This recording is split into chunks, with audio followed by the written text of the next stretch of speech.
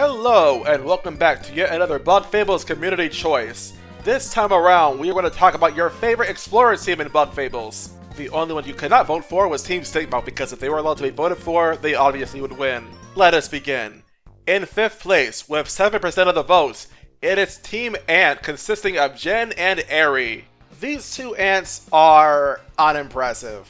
At least before they show off their brains from fighting Sen and PC. Before that, the most they really do is get into trouble and need to be rescued by Team Statemouth on at least 3 different occasions. Lowering the original Lost Sands, the Bandit and Wasp ambush, and of course, the Bee Boop in the Honey Factory. And the rewards they offer really are not very valuable either. But at the least, they're hard workers. And that's good if they get you, well, 5th place. In 4th place, also with 7% of the votes, is Team Celia, consisting of Celia and Levi. And yes, this team also has 7% of the votes, but I got like 1 vote more than Team Generic did, so go figure. This team is interesting because Celia is actually the leader of this team, mostly because Levi needed a permit to be an explorer, well, to even be in the Ant Kingdom because he's a ladybug.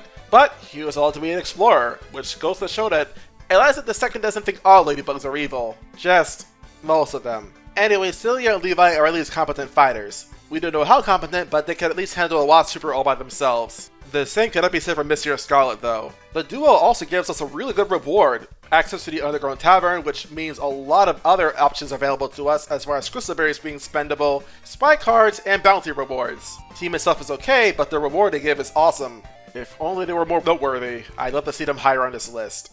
In 3rd place, with 19% of the votes, is Team Mackie, consisting of Mackie, Kina, and Yen. Now we're getting into the teams where you can actually fight them throughout the adventure. And curiously, we start with a team that consists of 3 members, not just 2. Team Mackie, when they're all working together, are extremely strong. When separate though, we absolutely know for sure that Mackie is a powerhouse, doing 6 damage per slice with his sword, and does not have to worry about defense either. His personality though just leads him to sound pretty dang arrogant, priding the fact that he's the Queen's blade over you, as well as in general being pretty neglectful of his sister Kina. Though given who Kina is, I can't say I really blame him because Kina is possessive at best and downright heartless at worst. In my understanding, she's actually rather maligned amongst Bug Fables fans. And I can kinda see why. Meanwhile, Yin is just adorable. Even when in battle, you can actually wipe out both Kina and Mackie and she just runs away crying. Does that make me sick in the head? Probably does, but wouldn't be surprising. Oh no, this trio's alright, though Kina does drag them down a bit. And in any case, that's your number 3 pick. In 2nd place, with 22% of the votes, Team Mafi, consisting of Mafi and Zasp.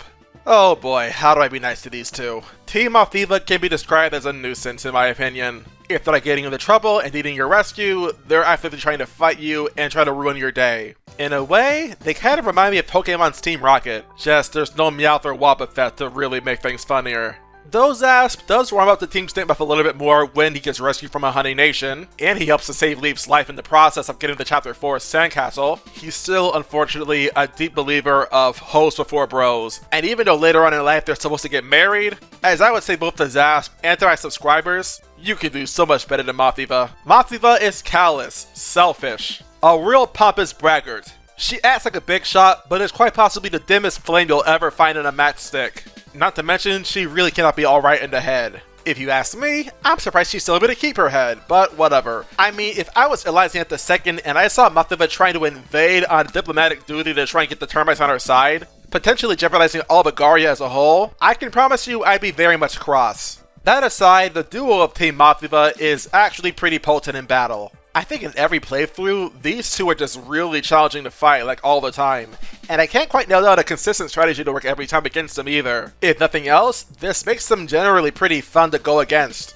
At least in Chapter 2. In Chapter 6, they're basically mincemeat. But like any idol sensation, Mafi will have her time in the spotlight. And then the time passes and she becomes irrelevant. It's all Team Statemouth now. And that's your number 2.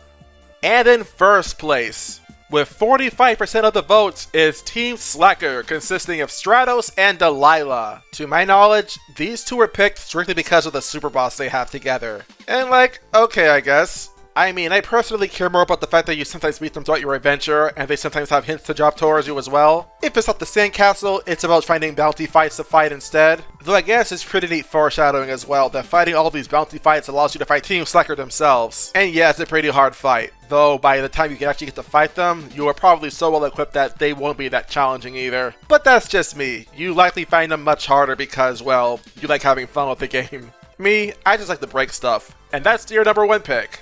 Thank you for watching. If you have not liked the video yet, please do, and I'll see you next time for another video. Take care.